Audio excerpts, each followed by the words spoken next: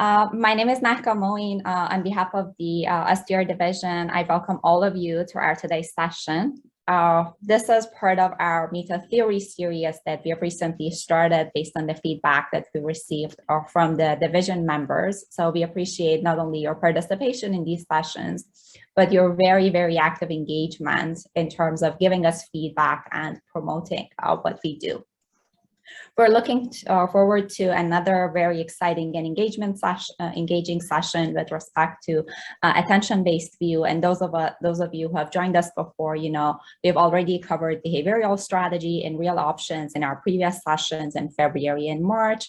In May, we'll follow up these sessions with resources and capabilities as our focal topic. And in June, we'll have a transaction cost economics session. So please stay tuned for these upcoming sessions.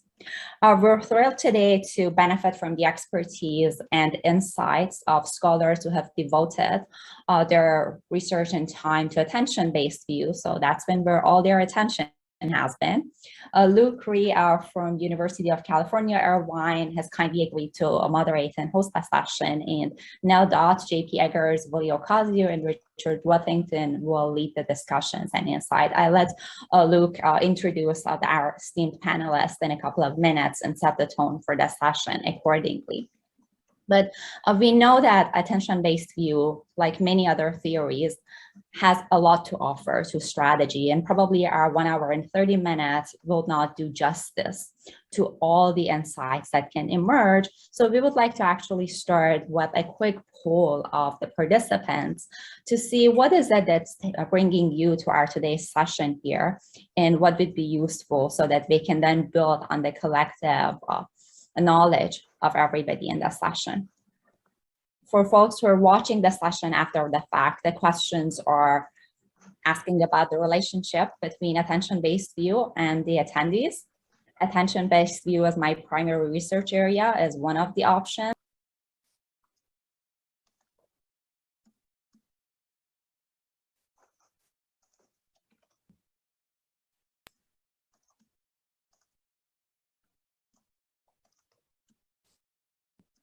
Okay, let me share the results with everybody. I think we have it from a good number of folks. Like 85% of attendees today are new to attention-based view. So all the discussions and insights will be hopefully working and converting them to join us later. And 15% are already working in this area. I hope this will be also helpful for our panelists as they frame the discussion around this. So without further ado, I'll pass the virtual floor to Luke. Thank you all again for joining us, and thanks Luke and the panelists for sharing your time with us. Okay, so thank you. Let me share my screen first.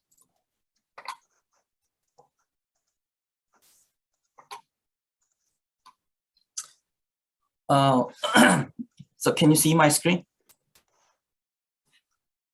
Okay, so thank you, Vaka, for the introducing the new STR initiative, Mirror Theory, and I appreciate the opportunity to feature the attention-based view of the firm.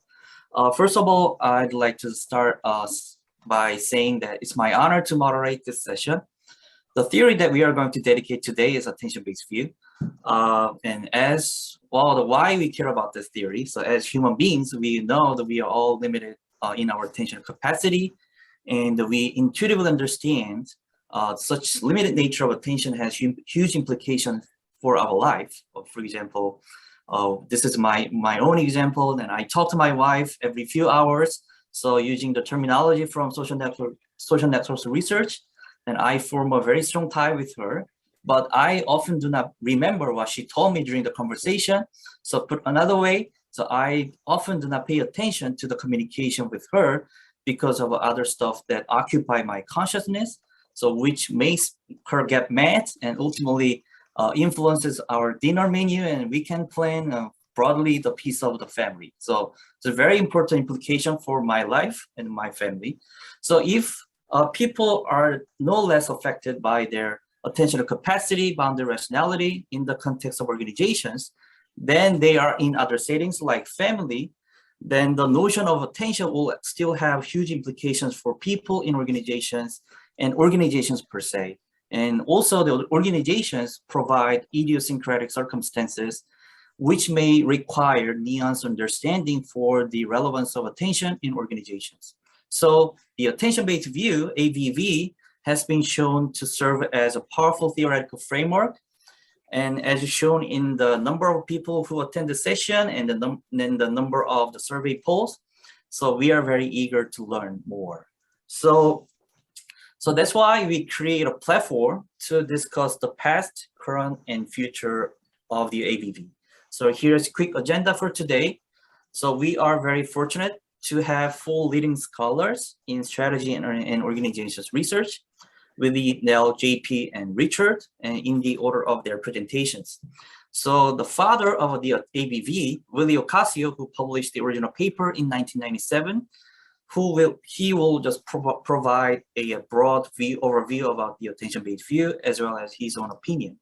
Then following the alphabetical order of their last names, then we will have 3 amazing speakers, Nell, JP, Richard, who have connected the ABV to their own research domain in an innovative and meaningful way.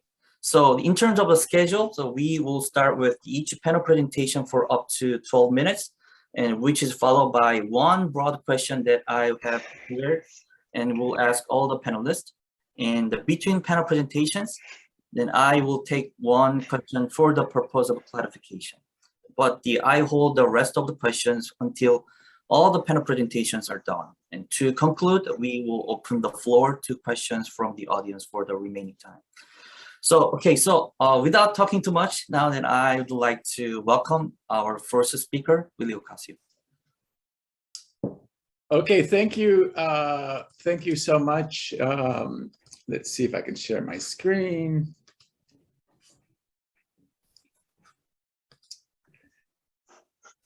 Okay, are you seeing my screen now? Great. So thank you so much for being today. I mean, it's really such a great honor that this paper and the work that it has followed it is actually merits a strategy meets a theory. I don't think I ever kind of expected this. I was a bit gutsy as an assistant professor to write the paper called Towards an Attention-Based View of the Firm, and somehow got away with it. And I guess the rest is history. It's now been 25 years.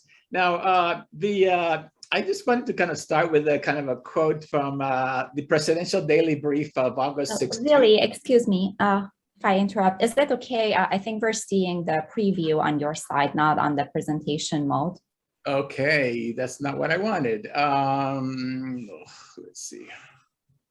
Why is that not the case? It's not a problem if... No, this is not what I wanted. But, let's see, share. Let me see if I can do it again. Sorry. Thank you. Sorry for the interruption. No, I've sometimes had this problem. But are you still seeing that?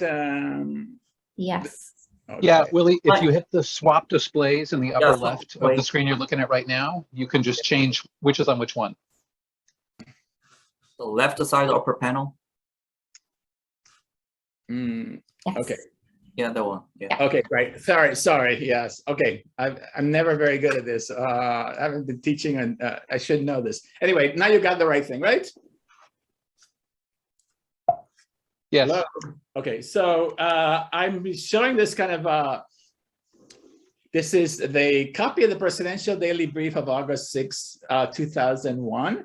Which of course it was, a few days before September 11, and we all know what happened in September 11 when Bin Laden did strike the United States. And the interesting thing about this is that the President Bush actually was told that Bin Laden was determined to strike the United States, and there was all these reports. And one of the things here is about we see the sensational threats reporting so that they will hijack a U.S. aircraft. Patterns of suspicious activity in the country, et cetera, et cetera. One of the reasons I say this is because in many ways, I would call this a huge attentional failure in the United States, in the United States government, and it's more an attentional failure also because also, I think it illustrates what we mean, or certainly what the attention-based view of the firm means, because it wasn't that this wasn't noticed. It wasn't that it wasn't attended to, and there's kind of a very different perspective about what we mean and what we mean by attention in the ABV, and I think this helps us. This example helps us illustrate this, right? So today, and the rest of my presentation, I'm going to talk about some of the precursors of the attention-based view, the 1997 article, how the theory has developed, some of the applications, and something about the future. By the way, I'm not surprised that only 15% of the people say that they have attention-based view as their primary area of research, because in fact, most people who use attention-based view is more about as an adjunct to another theoretical perspective, which is not necessarily the central part. And that's actually in ways perhaps even intentional, because if you read the attention-based view 97 article, I don't see kind of as a full theory of the firm, but the one that has to be supplemented and complemented with other theoretical perspectives. So one of the things in the original paper that I talked about, the theory, I starts with Simon in 1997 and the Carnegie School as the foundations for the theory. And I find it really interesting how people keep citing 1947 Simon as talking about attention. Actually, that book does talk about attention, but not as much. It was kind of my interpretation of what Simon was trying to say, rather than what he actually did say.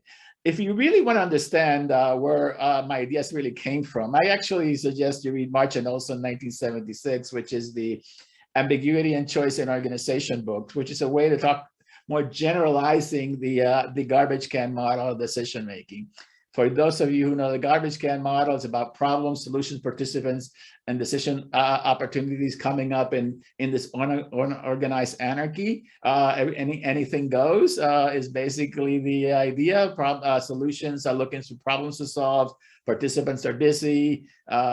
Things get thrown into the different decision opportunities. But what the 1976 books did is came up with the ideas of there are these attention structures that in fact problem, solutions, participants, and decision opportunities are not kind of random, or there's actually kind of a structure to them. And in many ways, what the 1997 paper was trying to do is take this idea of attention structures, which was not really developed in March and Olson, but develop it more generally and looking at organizations as systems of distributed attention, where kind of I actually elaborate exactly what I mean by attention structures. The rules of the game, the players, the positions, the resources distributed among communication channels. There's also a distinction between the garbage can model and attention-based view. In the garbage can model, the attention is focused at the level of the decision opportunity. The example of decision opportunity which the theory came was actually the selection of the new dean of the UC Irvine that would succeed Jim March.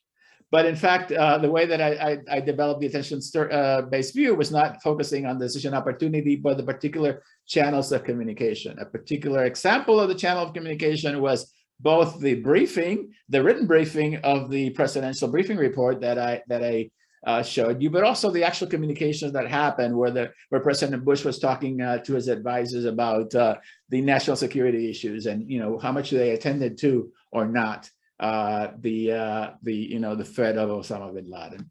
Now, so I use the ABB, the bin Laden example to talk about the definition of attention, not just noticing, but also the encoding, interpreting, and the focusing of time and effort on the repertoire of issues and action alternatives facing the organization.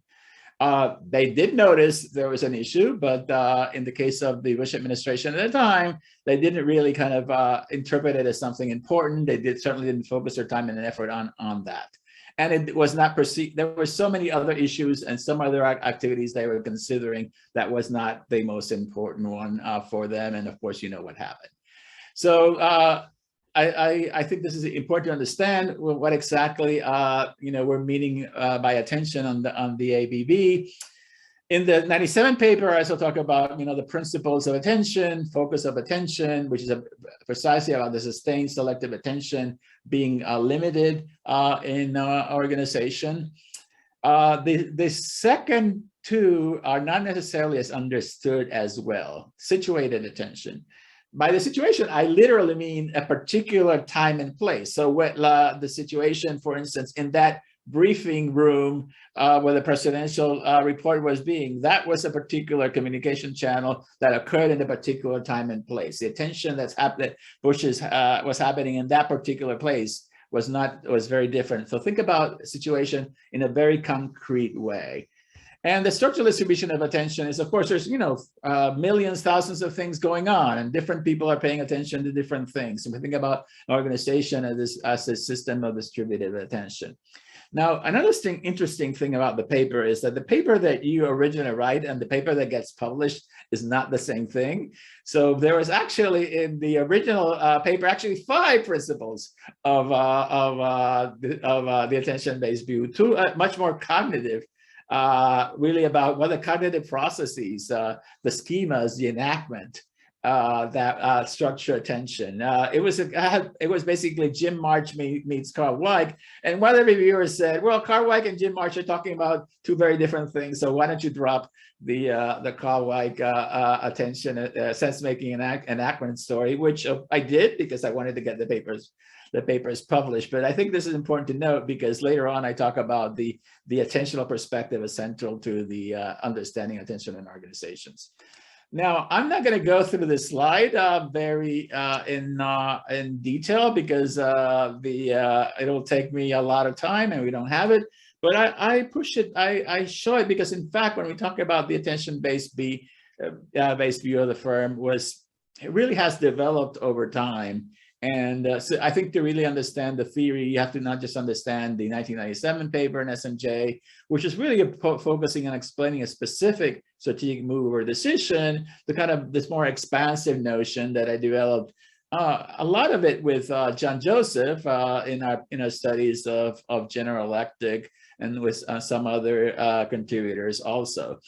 So the focus of channels is actually quite central to sort of my understanding of attention and being situated in these communication channels. But originally it was there was one communication channels, but in fact the idea is there's multiple channels in the organization, and to the extent that one channel is associated with another channel or not. So like in the case of the Bin Laden, that particular communication happened, and then nothing happened in the rest of the communication channels that the president was paying attention to, of course, till the day of 9/11 itself.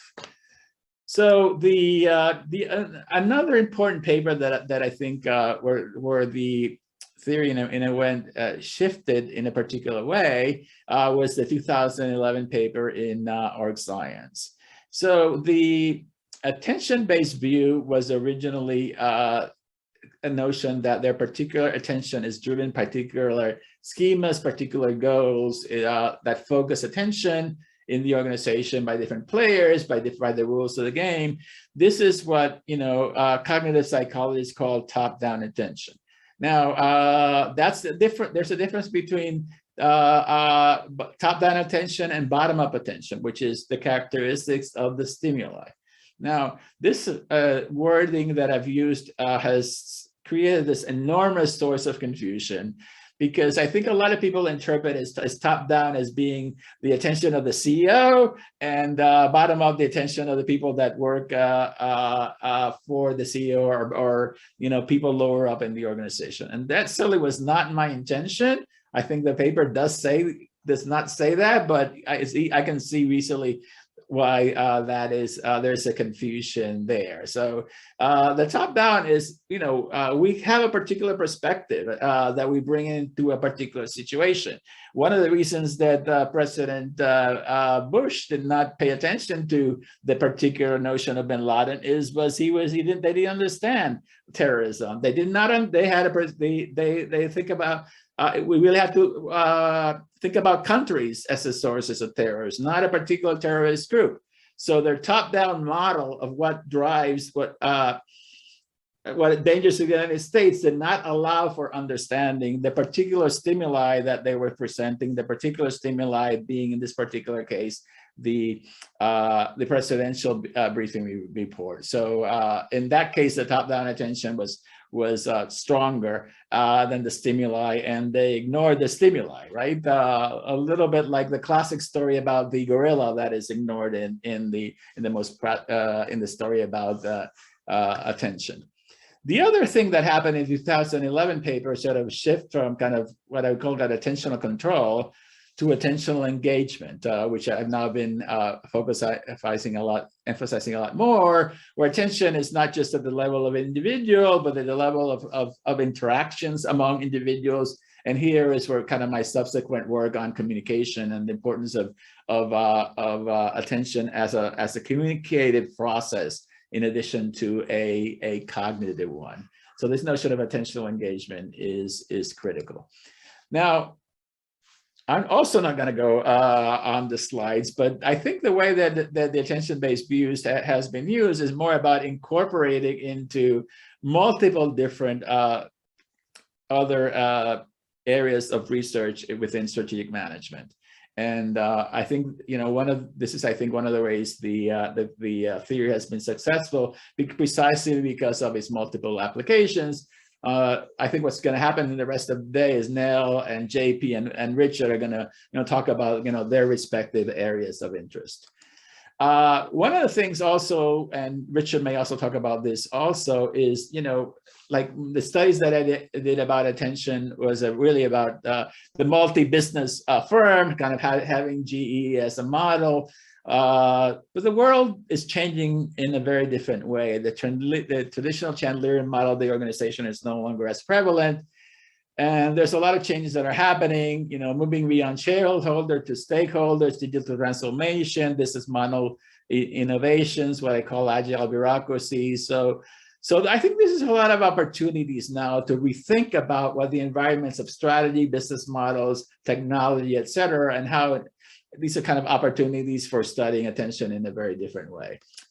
I myself am now continuing some research on attention, one actually on business model innovation and the organizations that we have to do it. It's a paper that actually we're presenting with Jeff Love at SMS Milan. And probably one of the most interesting things that I've ever done with that empirically is this paper that I'm starting right now on SHIELD with it, which is the Illinois saliva test that was developed very successfully, and they grew in a period of 18 months from to a $200 million operation. And we have access to this amazing data, which is one of the things about the attention-based view is that all of the elements hasn't really been studied at once. So this, I guess, is going to be an opportunity for me and with my co-authors to do so. So a lot of exciting opportunities, and I look forward to hearing from the rest of the panelists. Thank you so much. Okay, thank you for Rhee. So it's a very impressive presentation and how to extend the Herbert Simon's original view on organizations as systems of distributed attention, and then how you build the attention-based view as a very flexible and applicable theory with the other domains. So, okay, so before I move on to the next presentation by Nell, so if you have any question for clarification about Rhee's presentation, and please raise your hand and ask question. Okay, otherwise, then let me move on to the second presentation and Nell. Okay, I'm just gonna share my screen. There we go. All right, thank you so much for the opportunity to be here and for inviting me to join this panel. When Maka and Luke asked me to join, my first reaction was, this is great. I'm going to have some time to immerse myself back in the attention-based view, which I've used for one of my papers, co-authored with John Joseph. And it's going to be a really nice experience to get back to research on something that I've used, but I'm not, sort of a daily user of. So the best analogy I could think of was when it comes to wine, I'm someone that drinks wine, but if you ask me to make the wine, I wouldn't know where to start. And as the date got closer, this was sort of the position that I found myself in, wondering what exactly am I going to say as someone that's used, that drinks the wine but doesn't make it. And so I'm glad to see, thank you, Maka, for running the poll at the beginning of the session, that I'm here to represent the 85%, as someone that uses this theory to understand phenomena and sees great value to continue development of the theory, but by no means is really an expert on this theory to begin with. So what I will do is focus more on bringing what I know, which is sustainability. And broadly by that, I mean environmental sustainability. The majority of my expertise lies in understanding how firms and organizations pay attention to different types of renewable electricity technologies, as well as in terms of toxic waste reduction. But I would argue that hopefully what I'm going to say today is going to be broadly relevant for those of us interested in issues connected to climate change. And hopefully you'll all agree with me that this is an important enough problem that if the attention-based view helps us decompose even a small part of it, it's a worthy activity as researchers and scholars. I also noticed that in the audience, there's a few other scholars of sustainability. So please do jump in with questions and additional thoughts, because I think this can be a very fruitful opportunity for discussion. And again, for those 85% of us who are not experts to continue to learn.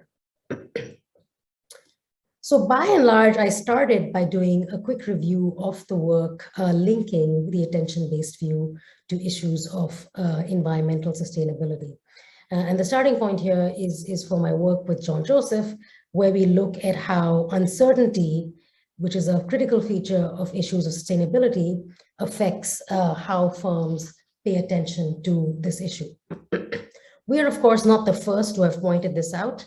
Theoretical work by Tobias Hahn and his co-authors also highlights a related feature, which is ambiguity. And again, this is also something that's central to the behavioral theory of the firm and conceptualizations of decision-making, complex decision-making more generally as a relevant way to think about why firms may want specifically to pay attention to something like sustainability. The other person that's done a lot of work in this area is, of course, Professor Tima Bansal, and her work looks at the complexity of sustainability-related issues. And what she means by complexity is really the idea that sustainability is a problem for firms, but also for society. And so understanding whether and how firms might pay attention to an issue that resides both within their boundaries and outside can have its own challenges. There's also the aspect of scale. Really big problems sometimes might be ignored. I don't know if this is also to some extent what happened in the Osama bin Laden example, but perhaps the US government simply decided that there were too many moving parts and they weren't able to solve the problem appropriately at the time. And then I would say the biggest area of research, or the most growing area of research connected to sustainability and attention, is regarding the role of stakeholders. And here I'm going to draw heavily from the work of Donald Crilly and Paula Sloan, where they look at how different features within the firm might predict why some firms are more likely to pay attention or pay attention in a positive way to the needs of external stakeholders relative to others.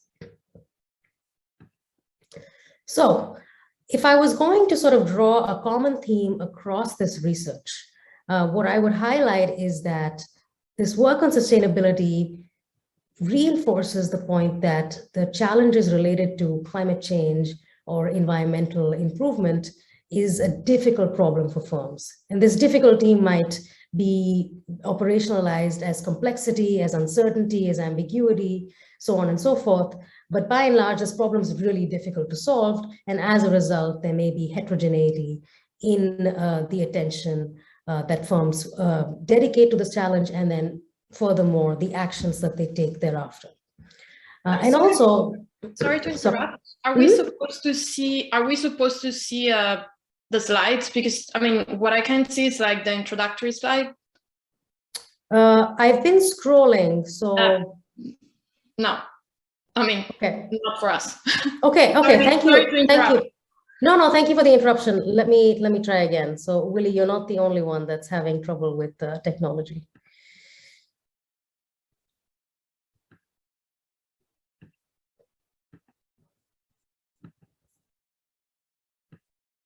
How about now? Do you see a slide titled attention? Okay, Perfect. great. And what happens if I scroll? Do you see the next slide? Yes. Excellent. Okay, so, well, at least this means you were definitely listening to my words, which is possibly even more important. So by and large, if I was going to draw a common theme across this research, it highlights the fact that solving sustainability or addressing sustainability related issues is difficult for firms. And a big part of the research has focused on explaining heterogeneity in noticing and focusing based on external triggers, whether it's institutions, the media, regulation, peers, so on and so forth.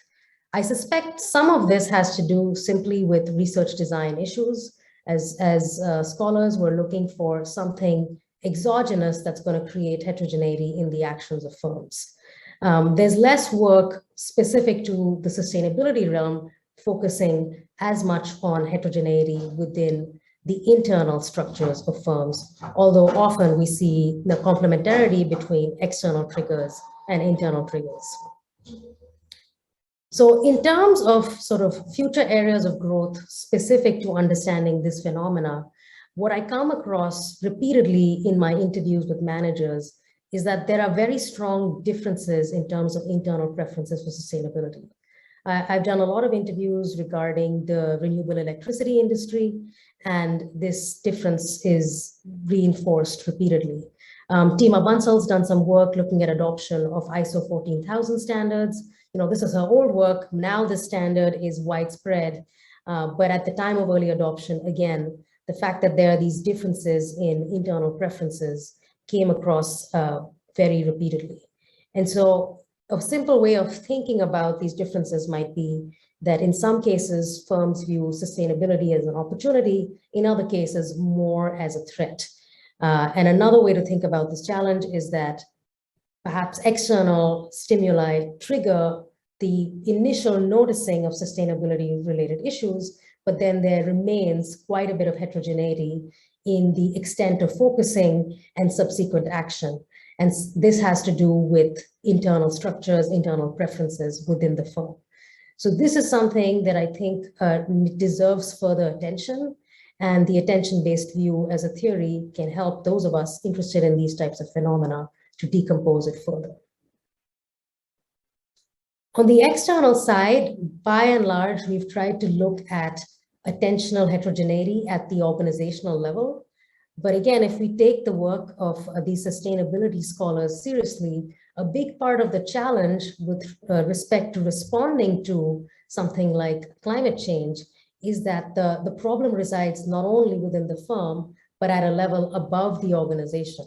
So perhaps research that can help us understand changes in attention or heterogeneity in attention at the level of the industry, at the level of society, at the level of groups of institutions would be sort of the next expected step to understand why some firms react to this change with respect to sustainability and others don't. So to summarize, I see the attention-based view, and in particular with its roots in the behavioral theory of the firm, as being a very useful way to understand grand challenges such as those related to sustainability. There is a fair amount of current work because of the flexibility of the attention-based view that gives us a starting point and a roadmap.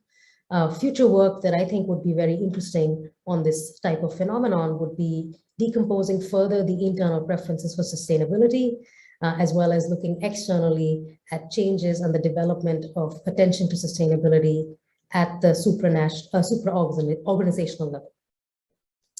And that's it for me. Thank you very much.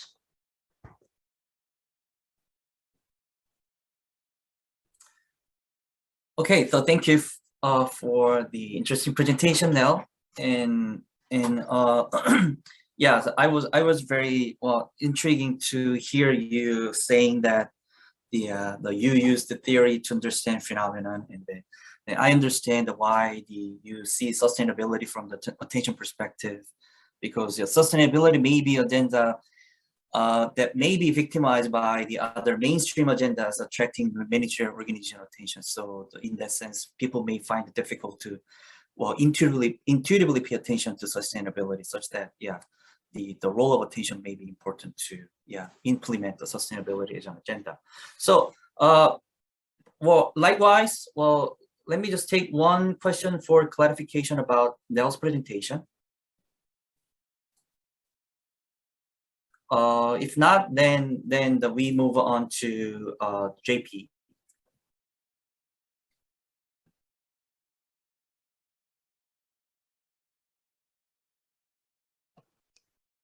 All right. Thanks, everybody. Thanks to Luke and to Maka and to the STR division and everybody for being here today. Talk a little bit about attention. So I was going to start with caveats, not unlike the way Nell started. And actually, Nell pretty much stole my opening comments that she was going to make. I'm not a wine drinker, so I was not quite going to make the wine analogy, but I was going to go with more or less kind of the same basic approach, as you'll kind of see kind of laid out here a little bit. And you know, I mostly wanted to say that, you know, as I tried and spent some time thinking about attention, mostly I then go back and reread, as Willie pointed out, the 97, but to me especially, and I think that'll be appropriate, clear why, the 2011 paper, and I'm kind of like, well, Willie already said that, Willie already said that. So yeah, there's work to be done around that, but it's mostly been trying to take a lot of the stuff that Willie's really laid out and trying to figure out kind of how and where it applies. Which I think is one of the beauties of this theory. And again, as Willie had said, it applies more generally. And as a result, it's that relationship between the attention-based view and other strategy or innovation or orgs or econ theories that's important. And I think it's especially important because obviously attention alone cannot explain the world. In the end, we're talking about some sort of resource allocation or behavior or constraints or whatever. And that goes beyond the ABV. So the question is, how does the ABV interact with these other theories? Willie, I think in his early comments mentioned this as kind of people using the ABV as kind of an adjunct view in an overarching phenomenon-driven story. And I think because of all of this and because of my own personal kind of preferences and background, my approach is going to be to focus on outcomes and specifically adaptation, the same way Nell was kind of focusing on sustainability. Yes, this is a theory session, but as a kind of large-scale empirical phenomenon-driven researcher, that's where my head goes. And so I'm going to start with data, basically, and work backwards in order to try and think about what this means from a theory perspective. And the part I'm going to focus on explicitly is this idea that organizations are comprised of many actors. And so without a doubt, you know, back to March and Cohen, but through Willie's ABV piece and all the subsequent research, this is a key point, but I think we often kind of need to think about the attention at an individual level and at the aggregate level. And I'm going to focus especially on the aggregate level as I think about organizational adaptation. So basically, the empirical relationship that shows up in a lot of these papers is some sort of an observed correlation between attention and adaptation. Adaptation, new product, new technology, org change, whatever it might be. And it's that empirical relationship that's of interest for a lot of researchers. Why did that? There we go. When we think about attention, we can think about it in terms of how we often measure it, which is usually some sort of text or language or whatever it might be. More conceptually, it could be internal communications, formal or informal, a press release within the company, an email, a speech at a corporate event. And it could be some internal processes that are purely internal to the manager. So what's going on within the manager's head, potentially as well. Why is this not? Okay. And obviously there's a bunch of papers, and Willie actually had, I think his slide did a much better job of laying out a number of these, but especially if I think about the ones related to adaptation, here's some of the ones that kind of come to mind. And, you know, if you think about my paper with Sarah, what we're really looking at is this idea that that the effect of attention, specifically, I think, at least to me, the most interesting part, attention to the old technology is kind of more inertial than the firm's capabilities in the old technology. That it is that attentional component that is what is holding back firms in their ability to adapt. Now, there's many potential non-causal stories about a relationship like this. This could be a window dressing story. Maybe most importantly, it could be a correlated third variable story. Mostly what I mean here is the idea that managers are simply talking about their resource allocation strategy. So they're just describing it, and that's what we're picking up. And so that one's maybe especially important. But if I put those aside for a second and I think about, well, how could there be a causal relationship between attention and adaptation? And it's maybe that question about what would that process look like, that's where I'm going to try and focus here today. And I'm going to offer basically 3 stories. I want to be clear, these 3 stories completely fail both parts of the MECE test. They are not mutually exclusive, nor are they collectively exhaustive, but they are meant to be 3 illustrations of the underlying processes that could go on. And they're going to go kind of increasing levels of complexity, maybe a little bit. The first would be attention as signal. This idea that managers express some attention, they devote attention to a specific topic, a new technology, maybe an old technology, whatever it might be. That attention leads to changes in resource allocation behavior by others. And so specifically here, I think about shaping the frames that middle managers would bring to the processes that they engage in. And it's those resource changes that would lead to adaptation within the firm. This is basically a process where I think that attention would be resolving uncertainty within the organization and provide direction for others to kind of make sense of what's going on. In kind of the language that Willie uses in the 2011 paper, this would be kind of a top-down, schema-driven, attentional perspective view, where the manager is kind of expressing and sharing kind of an attentional view that pushes a schema on others from a very top-down perspective within the firm. And if I link this with kind of outside theories or perspectives or concepts, this would be a lot around uncertainty, kind of how do we resolve uncertainty? How do we solve coordination problems within the firm where there are many actors in the organization and they may or may not all agree on what things should be happening next? And I think about this as a legitimacy process as well. So how do we establish legitimacy for a new technology or sustainability or whatever it may be? It's by the manager kind of allocating attention in a visible and public way that affects the organization's perception of legitimacy for this new concept. So that's kind of one view, attention as a signal within the organization. Second, I can think about attention as a resource. And here I think about this same process of attention being related to resource changes, but now it's not just resource changes by others, it's resource changes by the manager who is kind of engaging in and whose attention we are capturing when we look at this empirically. And here I think about the idea that managers are able to enable resource changes because they are involved. They're able to solve problems within the organization. And I'll be specific about that in just a second. Here I think about this in the 2011 paper as more attentional engagement. It's both a top-down, managers being involved directly and imposing their view on the organization, but also a bottom-up process whereby middle managers are raising issues to the senior manager, and that senior manager is kind of then devoting attention to where to get involved to solve those problems. Here I think most obviously the link with the RBV, this idea of attention as a resource that managers can allocate and is a scarce resource that affects the ability of firms to achieve their goals. I think about this helping to resolve political conflict and coalition games between different middle managers or groups within the organization, where the senior manager gets involved to try and help do that.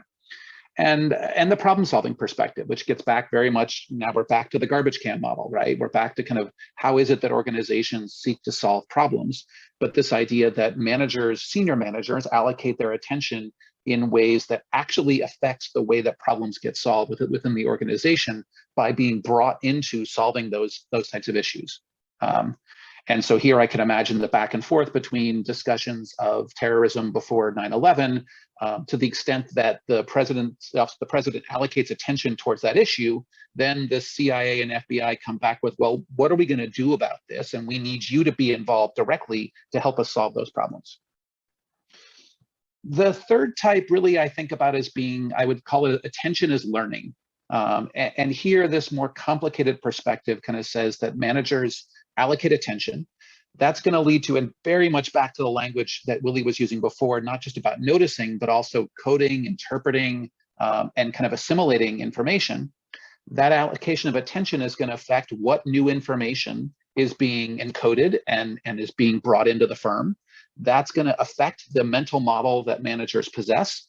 And then that mental model affects the resource allocation processes that managers use. And it's those resource allocation processes that lead to adaptation. To be clear here, just very briefly on mental models, I'm thinking about an understanding of what the firm can do, an understanding of the competitive landscape, and an understanding of the broader environment, technology, consumers, whatever it is.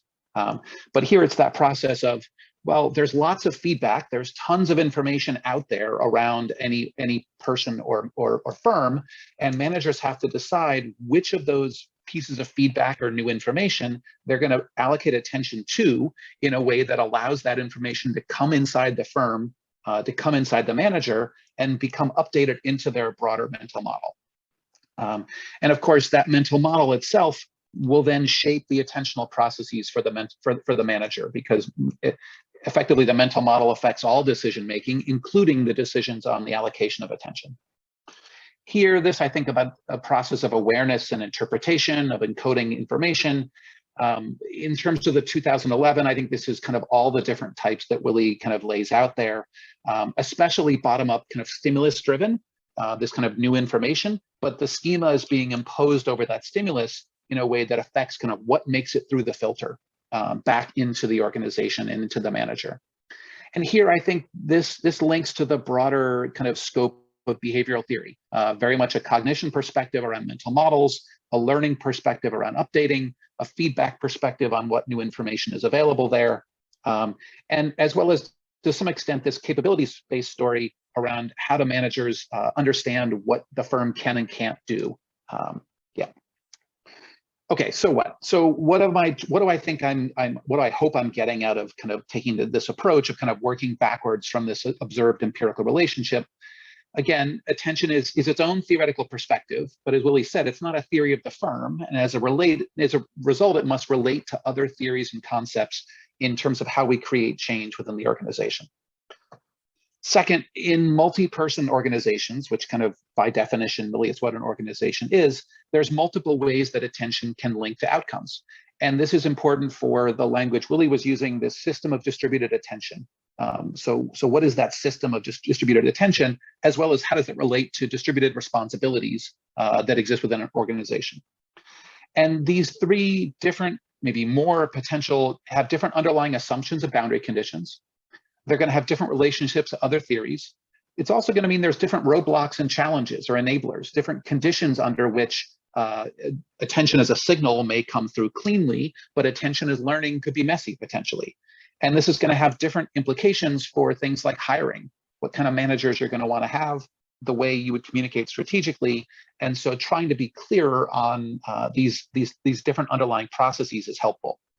So what does that mean? I think that there's probably a lack of clarity in many studies, certainly mine, when I look back and before this session, rereading the 2009 paper, as well as other work.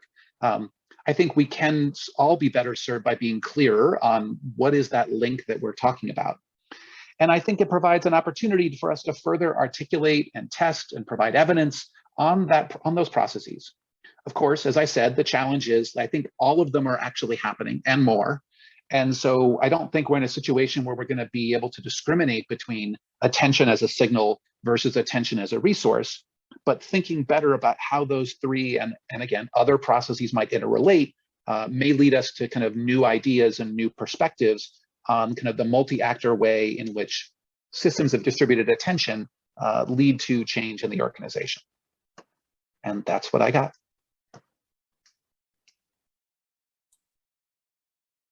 Thank you so much. I really like you setting the attention in a multi-dimensional way, and particularly that your presentation reminds me of the example that the Hank Chesbrough in his book about open innovation illustrated about the Xerox PARC, Palo Alto Research Center, where the decision makers fail to pay attention to some breakthrough innovations invented already inside the lab, such as graphical user interfaces and the word processors, which are later commercialized by other firms. Then that example, I think, fit your theorization about attention as signal, resources, and learning. So I find that very informative and relevant, well, from personally. So likewise, well, let me just take one question for clarification about JP's presentation. Okay, then we move on to the last speaker, Richard.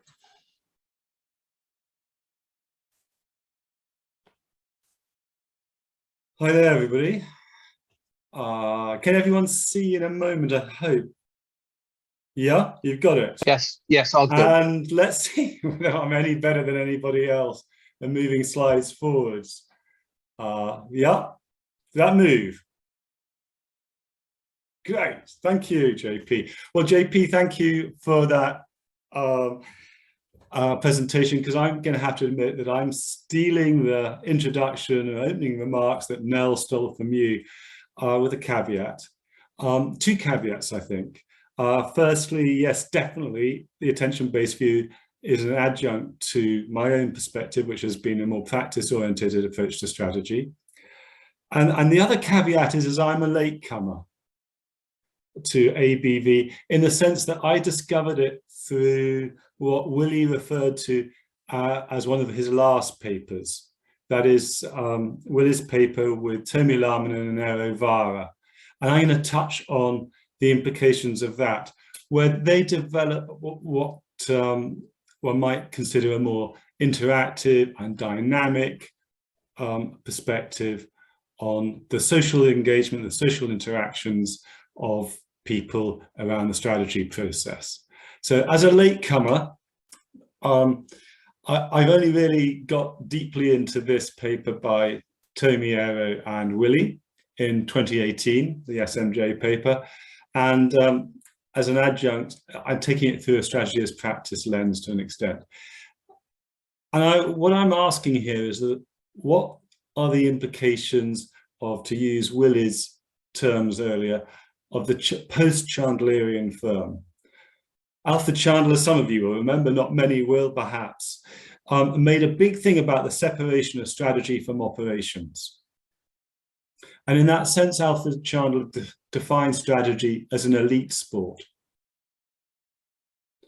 where lower level employees, middle managers were excluded, and strategy was for the corporate center, for the corporate elite. Now, what's happened recently with the post-Chandlerian firm is a move towards strategy as an amateur sport, and that has implications for how attention is handled. So I'm going to be looking at attention as an amateur sport, and hopefully I'm going to pick up on what Willie's been talking about in terms of the post-Chandlerian firm. If you like, it's summarized here by the familiar pyramid with a chief executive at the top, and we move towards a more network, decentralized, more fluid, flatter organization form. This kind of argument has been rehearsed many times over the last 20 or 30 years, but it has implications for how the strategy process is managed. So attentional channels become less hierarchical, and we have greater dynamism in the formal and informal attentional channels by which strategies are generated, implemented, and reconstituted. So there's been a big change, and that has implications for how we understand strategy and attention. In particular, going directly to Willie's paper with Tomi and Eero in the SMJ in 2018, we're moving away from, I think, Willie, you can correct me, from what you call there, I love this expression, a pipes and prisms view of attention, in which attention is channeled and, as it were, shaped or reflected through pipes and prisms. Now we're turning our attention, I think, or we're focusing or refocusing onto what goes on inside the pipes. And that's where a practice perspective is particularly helpful, I think, where we're talking about streams of communication that evolve dynamically over time and across organizations. And, oh, excuse me, that's the clock. 4 o'clock in the UK. I don't know whether you could hear that. We're moving from this conduit model, a pipes model of attention, to what goes on inside. If you can see the graphic inside, those interactive, dynamic little filaments inside the pipe are where we're focusing with this more dynamic attention-based view.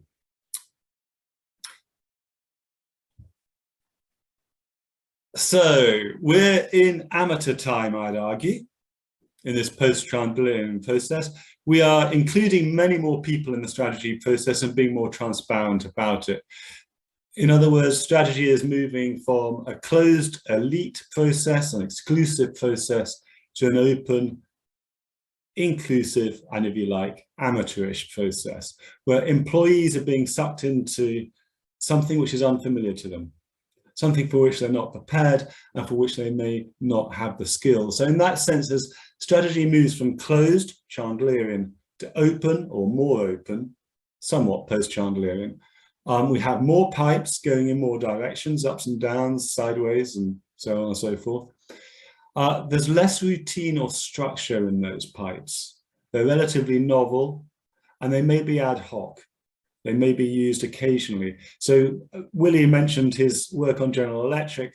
I think in the 2012 paper, there's a great picture of attention flows. General Electric had a well-established, routinized set of attention pipes or channels in which well-trained managers, organized in a hierarchy, knew what they were doing. Now we have much more complexity in the pipes, more actors, and the actors don't know what they're doing. They don't know how to engage with strategy. They don't know how to gain the attention of senior managers, these new participants. So the amateurs are in difficulty. So to illustrate that, and to talk a little bit about how that might work, and to draw upon a study that Violetta Splitter, especially, David Seidel and least of all me, have been involved in an insurance company in Switzerland. Okay, so it's an open strategy process where 40 lower level employees, lower managers, professionals, specialists, actuaries, and people like that were deliberately sucked into a strategy process, an open strategy process, in which over 20 weeks they're invited to work on various strategic projects for a new chief executive. And each week they would report to that chief executive and try and sell, to use Nell's terms, their various issues to that chief executive. Okay, so what Violetta did was observe this process. She followed the meetings that these lower level employees had, and she particularly observed the presentations and discussions they had with the chief executive over a period of about 20 weeks. And she was interested, she chronicled in particular about 880 discursive moves or interventions by these lower level employees, and she tracked the way in which the chief executive responded. Did they manage to gain the chief executive's attention or not? At the beginning, they were hopeless. The chief executive was dismissive, rude, and almost gave up this 20-week process within 2 or 3 weeks. But they persevered, and the point that Violetta gets to is that over time, the crucial thing is these amateurs learned how to get attention. So the channel was there. The chief executive has set up a pipe, an open strategy pipe of 20 weeks.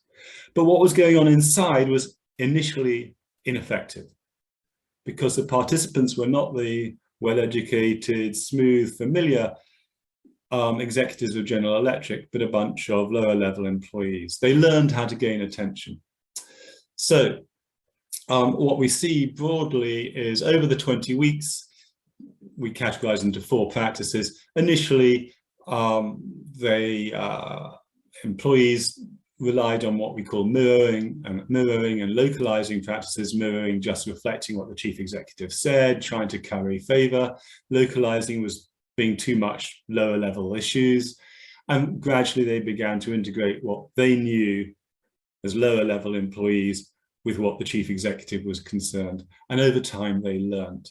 So in the pipe that was established, the dynamic interaction between employees and chief executive changed how the pipe worked, and hence the importance of a dynamic interactive approach to the ABV. So just to conclude, the argument I think I'm making here is that the post-Chandlerian strategy process, one which is more open, more participative, more inclusive, problematizes attention. It's not just a matter of you design an architecture of pipes and channels and prisms. What you need to do is look at the interactions which go on inside. Those are what are determinant of the effectiveness of those pipes and channels. So this dynamic attention-based view that Willie began to lay out in 2018 in the SNJ becomes much more relevant than some of the earlier work on simply the pipes and prisms. And here, what we need to understand is how the actors behave within the pipes, the practices they use and draw upon. And where I think this is helpful, for me at least, without a good background in social psychology, is that it helps shift methodologically from cognition, which I find really elusive to capture in managerial practice. It's very hard to know when people are paying attention. Luke, I'm sure your wife thought you were paying attention when you forgot what she said, but you weren't. And it's equally difficult methodologically for us to capture in the field managerial attention, but we can observe the interactions and we can observe the chief executive's feedback, whether dismissive as it was initially, or more accepting and effective towards the end. So my argument is that the post-Chandlerian firm does shift us from the pipes to what's going on inside, and that helps too in broadening the methodologies which are available to us, as Violetta did, particularly towards more observational field work, which I think is a helpful thing as well. And that's where I'll stop. Thank you very much. Okay, thank you so much, Richard. Yeah, so this great presentation. Then here is, I think, this is the important perspective that I think that you have brought up during the presentation, dynamic attention-based view.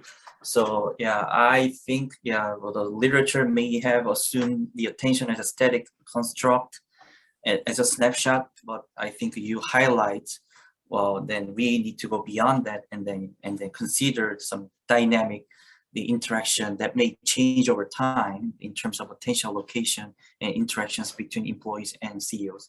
So yeah, it's a very insightful and informative presentation. I appreciate that. So, okay, so before we move on to the Q&A session, and the question about Richard's presentation for clarification.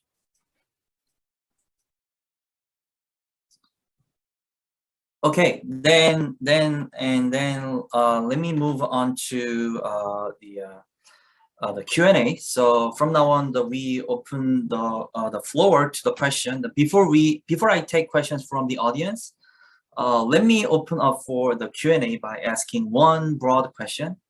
I suspect then there are the good number of junior faculty and doctoral students in the audience. And then I also see the relevant question on chat, which is about empirical challenges. So perhaps the main goal of junior faculty and doctoral students is to publish empirical papers in a good journal. So my question for the educational purpose for the audiences, I'd like to ask you to share any your insight into any empirical challenges that may constrain from associating the attention-based view with other research domains, including ones of your interest, or advancing the attention-based view per se. And on top of that, it would be also helpful for the audiences to learn from you the useful the model approaches to get around any empirical challenges that you may see as important. So, after discussion about this question, then I'm gonna take questions from the audience.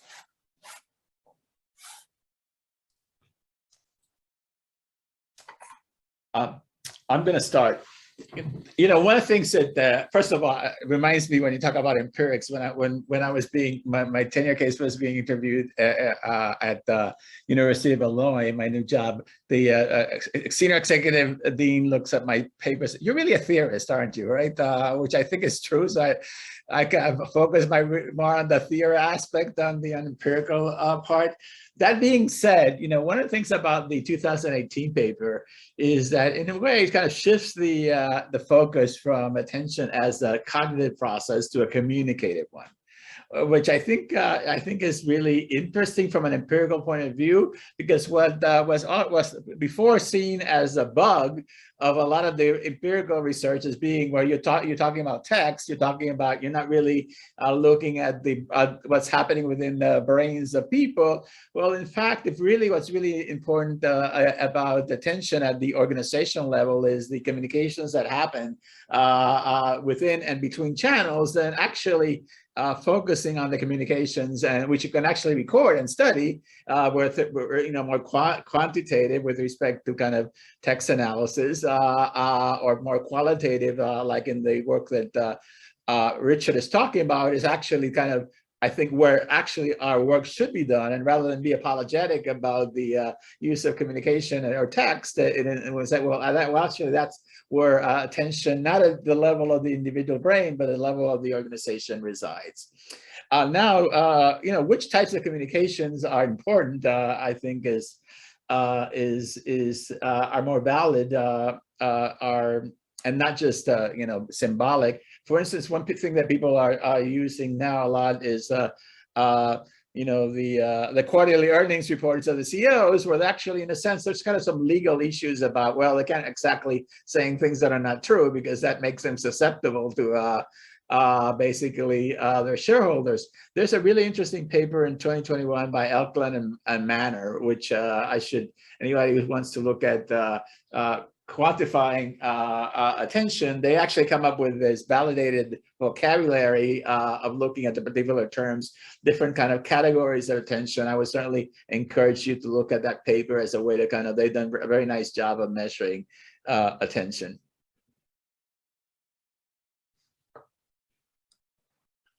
I can jump in quickly. I mean, I think Willie laid it out nicely. I think that looking at communication certainly has been the hallmark of anybody trying to do large-scale quantitative, and you know, that's been whether it be letters to shareholders, earnings calls, whatever it may be to do it. There are, of course, the problems that, you know, now at some point that the hedge funds are using those and running ML kind of crawlers over them, and so now CEOs are changing their language to try and appeal to the hedge funds. Becomes a little bit of a challenge for some of the more recent text potentially. I do think to some extent it depends upon the obvious normative implications of what you look at, right? If you look at language that has obvious normative implications, that's probably at least potentially more window dressing, or at least potentially influenced by things like that. To the extent you're capturing things that don't have a clearly normative component to them, maybe it's less of an issue that we're looking at it that way. I actually think to the point that that Heather had put in the chat, I mean, one of the real challenges for me in terms of thinking about moving work on attention and cognition forward from a large-scale quant perspective is I think we've got reasonably decent ways to look at this as a firm-level construct, and we're kind of crap at looking at it within the firm. Maybe within one firm, depending upon if you can get access to certain internal documents, you can get maybe parts of this. But, you know, cross-firm, within organization level data across multiple levels gets really, really, really hard to find with any regularity. And I think that presents a real challenge. I feel like that's why it's those situations I end up falling back on theory-driven papers, because it's like, I don't know how to measure this, right? I think it's important and interesting, but I don't have a good way to get at it. For what it's worth, for me, that's where I found my way into models to some extent. Is I've got these ideas, but I can't measure them, so we're going to use other approaches or ways to try and get it. I'll jump in just quickly because I think I'm the closest to being an assistant professor from the panel. So the two things that I'd like to highlight, basically, that Willie and JP have already mentioned, is to really understand your phenomena, and this can be one way to get around the measurement challenges perhaps there's a way to measure attention in your context, in your industry, in the time period of interest that may not be general, but if you know your phenomena really well, you can sort of push for that. And hopefully you will get open-minded reviewers. That's a given regardless. And then the second thing is to be parsimonious with the complementary theories.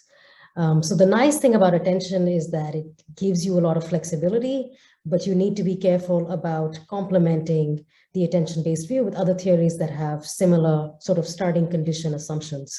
And there's many, but still, now I'm an editor, so I'm starting to see some papers that use the ABV, and let's just say there's some limits to that flexibility that should not be broken. I want to add more thing in terms of the individual attention and also neuroscience, which is one of the questions. I mean, people have actually studied this, right? So Daniela Laredo Martinez and Stefano Russoni have a series of papers where they do fMRI and actually look at about individual attention in terms of, and try to explain kind of exploration and exploitation. So it's a very kind of laborious method, but it certainly exists, right? So that's one way to looking at attention. And the other thing about the neuroscience, which is more about theory than about measurement, is that actually, some of the way that the theory has developed is really kind of focusing on some of the insights about neuroscience, because actually the notion of attentional control, also known as executive attention, is actually kind of a concept about that comes from neuroscience rather than cognitive psychology. And this is basically, the prefrontal cortex of the brain. Basically, people have an ability to concentrate. And the concentration aspect of attention is different from the selectivity aspect of attention. And actually, the brain structure has different parts of the brain explain different aspects of attention, which from neuroscience perspective really means that attention is more than one thing at the neuroscience level. Could I just add to what Willie said something there? So I've got a colleague, Thomas Powell, who also does attempts the neuroscience approach. I've got a slight reservation about it because what one measures there is the individual in a very artificial situation. And I think the great benefit of what Willie has been doing with the 2018 paper is take us into the field where managers are paying attention. And I think that's very different because that's always social and very context bound. And in a sense, going back to what JP said, I think the value of doing single cases is to make very clear the contextuality of what's going on. And there's a danger, I think, of generalizing, especially from either individuals in isolation, an MRI scanner, or from large samples. So I think what Violetta finds in a particular insurance company may not be exactly the same elsewhere in this particular process, but that in the sense is the value of the insight, the deep insight into particularity that she gives. I don't disagree, Richard, but I'm going to take slight exception. And the only slight exception is that, I think because of the complexity of the study of attention, so triangulation of methods is a good thing, right? So we should think about, the multitude different types of methods that we use, and certainly qualitative is one that actually is starting to do more and more. We've used historical methods in the work with John Joseph. So I think, and to the extent that there's more or less there can be convergence across different methods. That way to kind of gives us more sense of whether the theory holds, and even where there are differences, and also that points out to areas that we should have a better understanding of.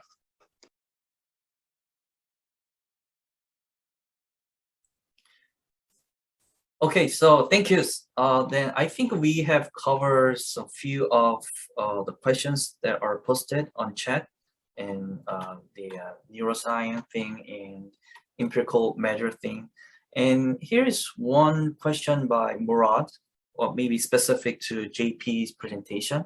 So Murad, well, if you don't mind, could you unmute and ask that question?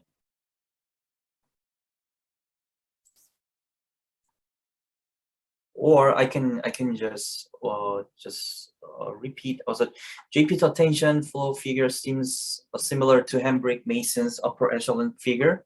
So distinction being that in Hambrick-Mason, the outcome is realized the biased choice, while the ABV, the outcome is adaptation, which I agree. Yeah, and sorry, I was just typing something in chat a second ago too. So, but I just actually think it was an interesting way to think about some of this. So, I guess I would say two things. One, I think that the ABV provides some of the language for thinking about the ways in which things like managerial background actually would translate into biased choice or different perceptions. And it's the idea that basically heterogeneity in managerial background or training or whatever it is will lead those managers to pay attention to different aspects of what's going on around them, which then leads to different understandings of the world, which then leads to different outcomes. I feel like the Hambrick and Mason is relatively agnostic on what that underlying process is, other than it's some sort of cognitive psychological process. I think the ABV provides a good way to think about that. I think more generally, I guess, look, that's Hambrick and Mason is a mental model, a very early kind of a mental model, kind of a paper without really explicitly talking about it that way. I make the distinction between the flow and the stock. We think about this as like balance sheet and income statement, or the bathtub analogy or whatever it is, different ways to do this. I think about attention as being an active flow, right? It is a resource that you're allocating at a given moment, and it's pointed, it's directed in some way. There's some sense that it changes over time. Whereas we think about the mental model, or we think about kind of the whatever, how we want to think this broader perspective, it is the stock, right? It is a constantly changing stock based upon new information that comes in. And so it is affected by the types of attention and new information that's being assimilated. But there is that distinction between the stock and the flow that I personally find useful in terms of thinking about this, which gets at this idea that attention is very much situated, very much dynamic, very much kind of action oriented, as opposed to something that is a more stable construct, or at least semi-stable, like we typically talk about for at least the, mental models are stable, at least in a relatively short period of time, more or less. That would be my broad take.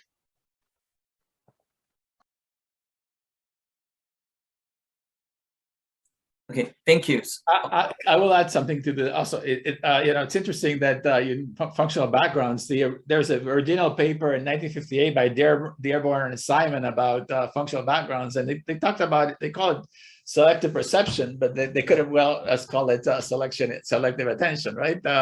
So that link has been there for a long time. And I would also say, in terms of the work of Hambrick, actually in some of the subsequent work he's done, including the book he has with Finkelstein, he actually more directly incorporates attention as a kind of as a mediating mechanism, right?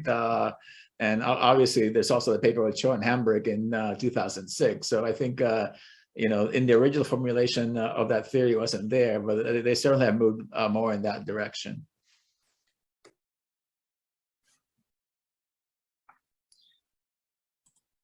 Okay, great. Thank you so much. And well, any question, audiences, any question, feel free to intervene and raise your hand, or feel free to speak up by unmuting yourself.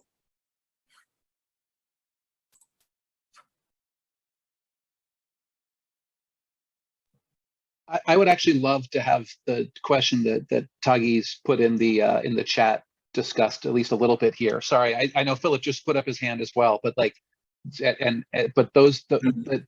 one that Tagi had put in, I think, to me is one of the most interesting ones here.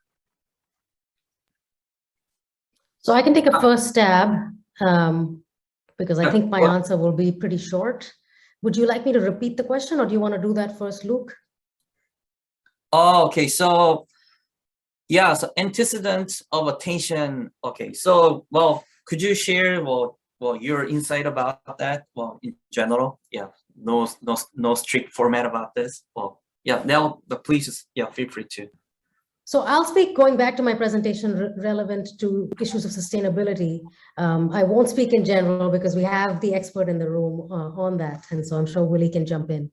So yes, you're right, Tari. I didn't put anything on my slide related specifically to antecedents, not because I think the literature there is saturated, but rather I think with related to sustainability, some of the arguments I made about identifying internal triggers should actually get back towards understanding the antecedents. So to the extent that the antecedents arise within the firm or within societies, I think we do need to understand a lot more there. But it may well be that the antecedents to paying attention to issues of sustainability are similar to other novel, complex challenges. But I think until we see some of the empirical research, it's hard to know where the overlaps with other similar complex phenomena lie and where the distinction lie.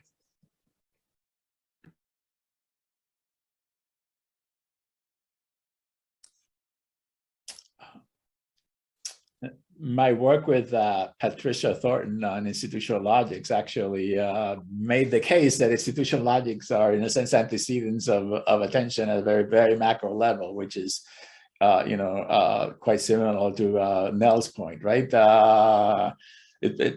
So when you think about if you think about attentional perspective as kind of the cognitive process, and the question is, what are the antecedents of those cognitive processes, right? There's also kind of the structural antecedents too, right? Why is it that we have a particular, organizational structure? I mean, part of this is that, JP talked about causality, but I think one of the difficulties of all of this is that, the complexity of the process, right? Everything is going to be very context specific, and these are ultimately recursive processes too. Depends on the time period that you're talking about, right? Like a logic institutional logic is kind of exists over a longer period of time, right? So it might be kind of an antecedent to something that's happening at a particular moment.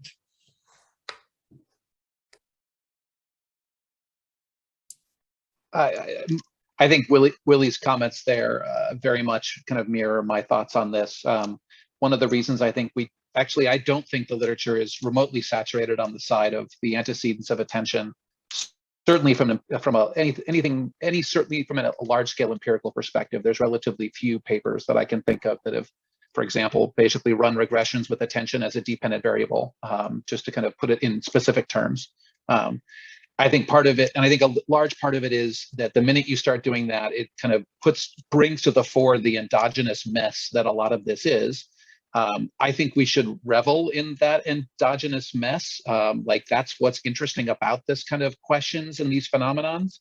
And so I think there's a lot of opportunity to do it, but it makes it really messy. It's a much easier story to tell some relatively clean narrative around how attention plays a role in leading to X, whatever X might be. And the minute we start thinking about how attention is shaped, though, like, all the building blocks are there, right? Institutional logics, the idea of situated attention, like the idea of reaction to stimulus, like all of these things the building blocks are all there.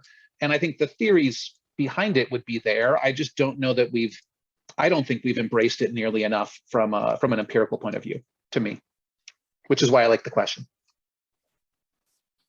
I'd only add that we might, as well as talking about situated attention, the stimuli and the institutional logics, talk about the actors and just think about their capacities for attention as well. Obviously, that attention can be saturated, but also we can expand their capacity for attention as well. In that sense, Luke, it's not a hopeless case. You may learn to pay more attention to your family. Okay, so we have 5 minutes left, but Nell has a question. So could you repeat quickly, and then that is going to be our last question in the session. There's another question, so maybe we should let the audience members speak, but I'm happy to ask my question if not. Okay, so Ryan, you just put your comment on chat. Could you speak up and then repeat it if you want? Yeah, sure. Hi, everybody. This has been great. So I'm interested, a few people have mentioned this idea that this view lends itself to viewing organizational culture as a form of organization design, sort of from a non-structural perspective. So I guess I'm kind of interested in more details about how we think about leaders sort of strategically designing or shaping attention in an organization.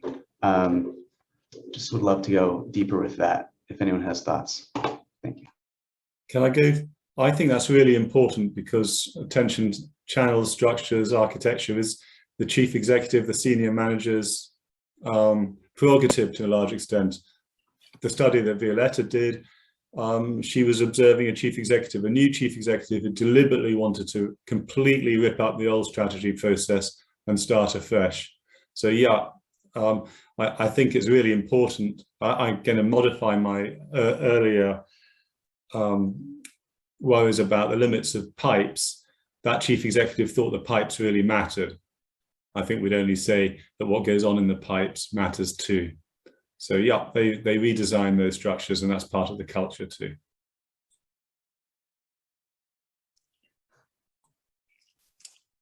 You know, in the 97 paper, I talked about rules of the game, which is kind of, I think of it as primarily cultural, right? And I think organizations are very much trying to design culture, right?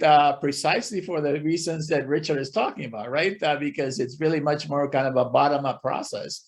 And therefore, you know, when you can't dictate from the top what you're going to do, then you create the cultural parameters and then guide the attention of the participants in the organization throughout all these different levels, right? So in that sense, the focus on culture is becoming really much more important in organizations, precisely because of this, you know, what is it you call it, Richard? The attention, I forgot what the term that you used, right? From the bottom rather from the top. So, and that I think the culture aspects become really important. Now, of course, designing culture is really hard to do, and I think you know, organization theorists have started to be scared about talking about culture these days because, but it's really important.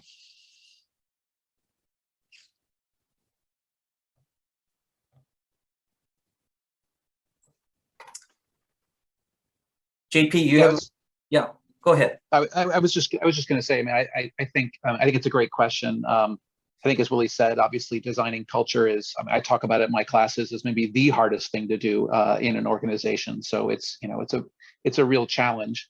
I mean, I think some of this stuff that this idea of, you know, I mean, look, how if we think about culture as at least part of it is figuring out what's important in an organization, how is it that employees figure out what's important? They look at the words and actions of senior managers. They look at the incentive systems that are designed around them. They think about the way the physical space and kind of prioritization and who has authority in meetings. Like all of these things shape the way you understand what's important in an organization. And what's important, or what your perception of it is, of what's important to the organization and yourself interacting with the world around you is what's going to shape your attention. This gets to the question Philip asked here. It's kind of like, I can't pay attention to everything. I'm constrained. I have to make some choices.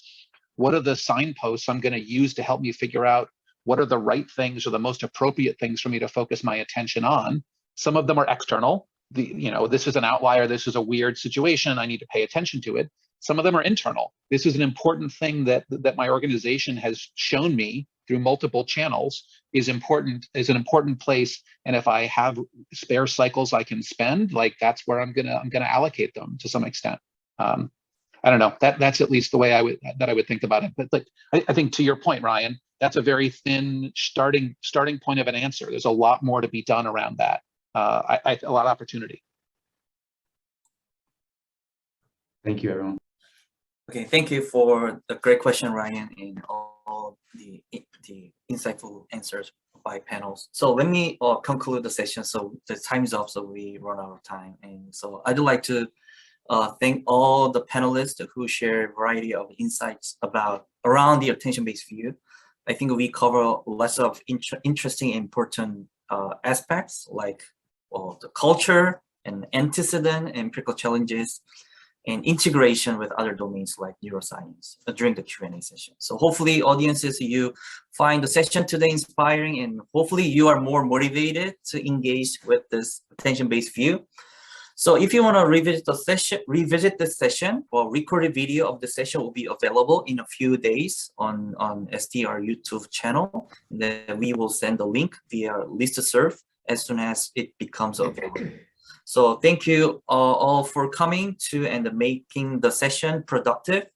And then, before I wrap it up, I just turn it over to Maka to finalize the session. Absolutely. So look, let me thank you on behalf of everybody for moderating in the selection of the topic and insights. Along with everybody, I was learning a lot throughout the session. So I appreciate your time, attention, and insights. Look, our panelists, and everybody who joined today. Look forward to seeing you soon around. Bye. Thank you.